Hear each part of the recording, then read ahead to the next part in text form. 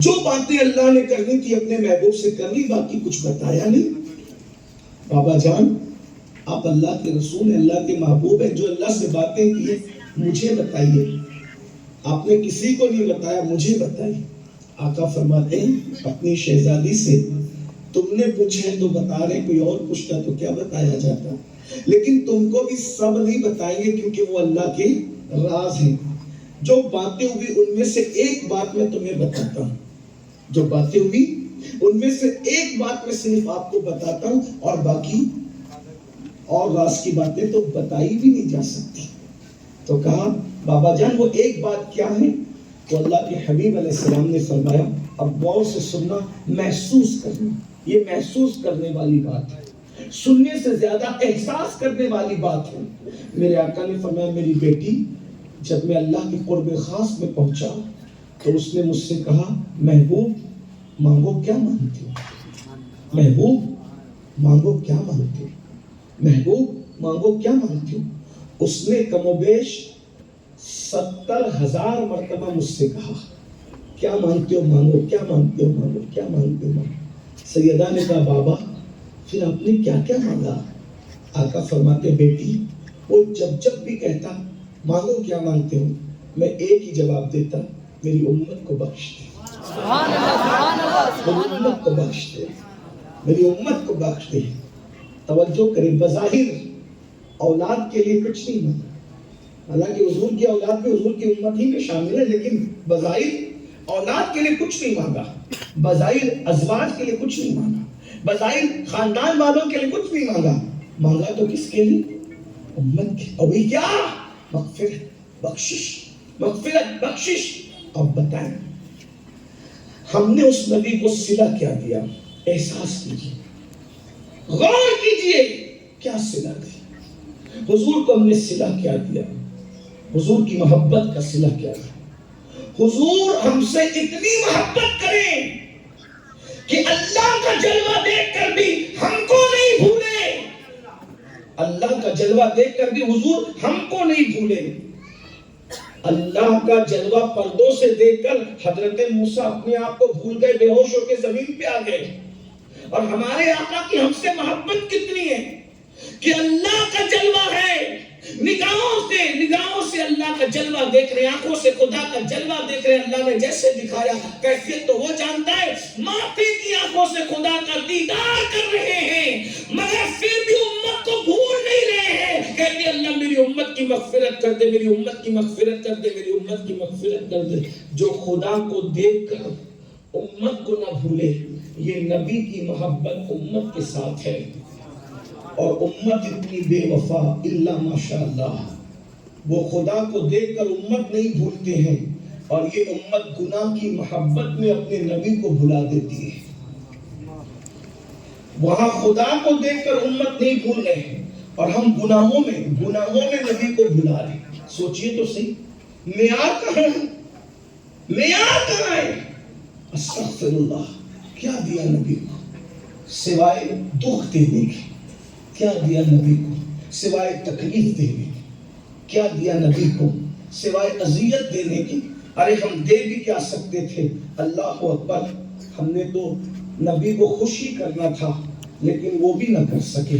میرے آقا صلی اللہ علیہ وآلہ وسلم فرماتے ہیں کہ ہفتے میں 2 دن تمہارے نام اعمال میرے سامنے پیش کیے جاتے ہیں، جب میں تمہیں نیکی کرتے دیکھتا ہوں تو خوش ہوتا ہوں، تمہارے لیے دعا کرتا ہوں، اور جب میں تمہیں گناہ کرتے دیکھتا ہوں تو میرا دل دکھتا ہے، مجھے تکلیف ہوتی ہے۔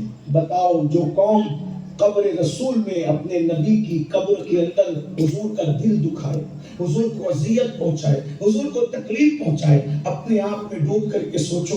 سیدنا عمر ابن خطاب فاروق اعظم فرماتے ہیں گناہ چھوٹا ہو یا بڑا میں کچھ نہیں جانتا، میں تو اتنا جانتا ہوں کہ تم کوئی گناہ کرتے ہو اس سے رسول اللہ کے دل کو تکلیف پہنچتی ہے۔ اب بتاؤ مسلمانوں، اے میری قوم کے جوانوں، غلامی رسول میں موت بھی قبول ہے کا نعرہ لگانے والے والوں, نبی کے نام پر جان لٹا دیں گے, سر کٹا دیں گے کی بات کرنے والوں, کیا ہم سے بڑا بھی کوئی بے وفا ہوگا؟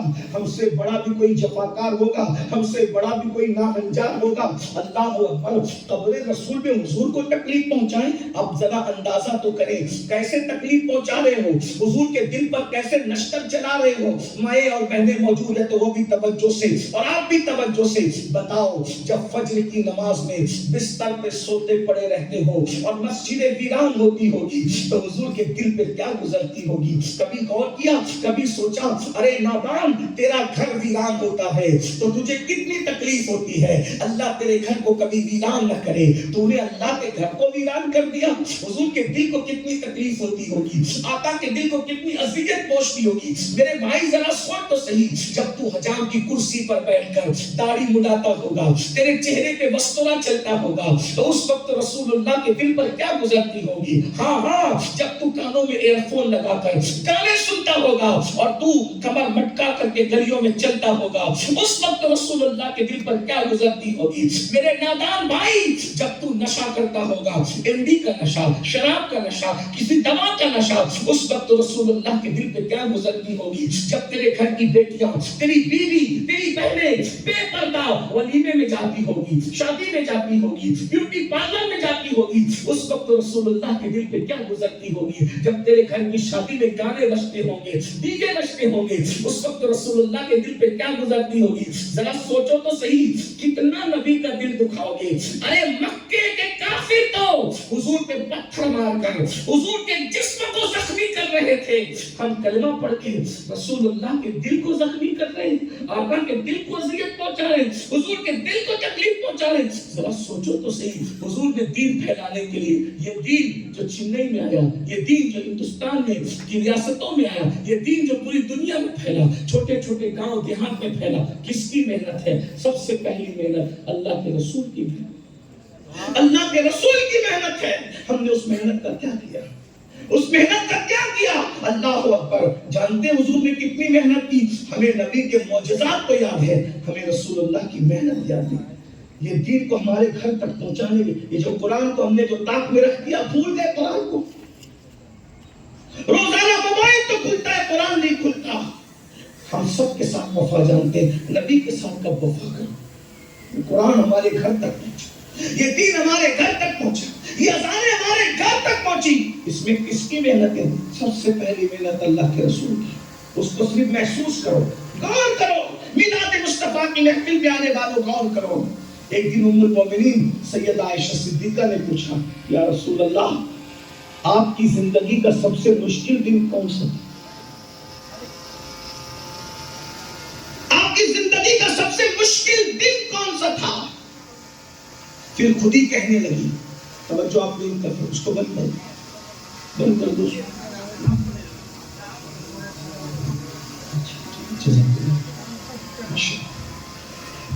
ایک بار درود شریف پڑھنے.